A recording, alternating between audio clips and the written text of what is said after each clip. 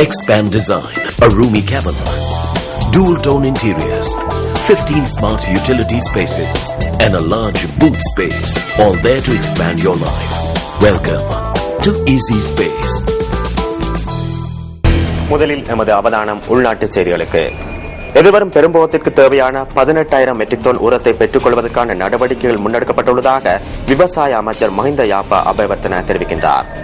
இதற்கான அமைச்சரவை அங்கீகாரம் கிடைத்துள்ளதாகவும் அமைச்சர் கூறுகின்றார்.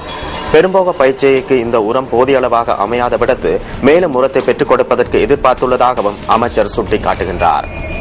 கடந்த காலப்பகுதியில் மழை வீழ்ச்சி பதிவாகிய போதிலும் நீர்த்தேக்கங்களில் போகங்களுக்கு தேவையான நீர்மட்டம் காணப்படவில்லை என விவசாய அமைச்சர் சுட்டிக்காட்டுகின்றார். எனினும் விவசாயிகளின் அழுத்தத்தின் கீழ் சிறுபோகத்தின் போது மட்டுப்படுத்தப்பட்ட நீர் விநியோகிக்கப்பட்டதாக அவர் கூறுகின்றார்.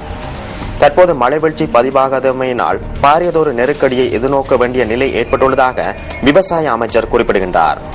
இம்முறை போகத்தின் போது 60 விதமான பயிற்சியை மேற்கொள்ளப்பட்டுள்ளதாக அவர் தெரிவிக்கின்றார். வறண்ட வலயத்தின் நீர்த்தேக்கங்களுக்கு அருகில் ஓரளவு பயிற்சியை மேற்கொண்டுள்ள போதிலும் அதற்கு போதிய அளவு நீரை விநியோகிக்க முடியாத நிலை தோன்றியுள்ளதாக விவசாய அமைச்சர் சுட்டிக்காட்டுகின்றார். எதிர்காலத்தில் இந்த பகுதிகளில் மழை வீழ்ச்சி பதிவாகாத பட்சத்தில் பாரியதொரு நெருக்கடியை எதிர்கொள்ள வேண்டிய நிலை ஏற்படும் எனவும் அமைச்சர் கூறுகின்றார்.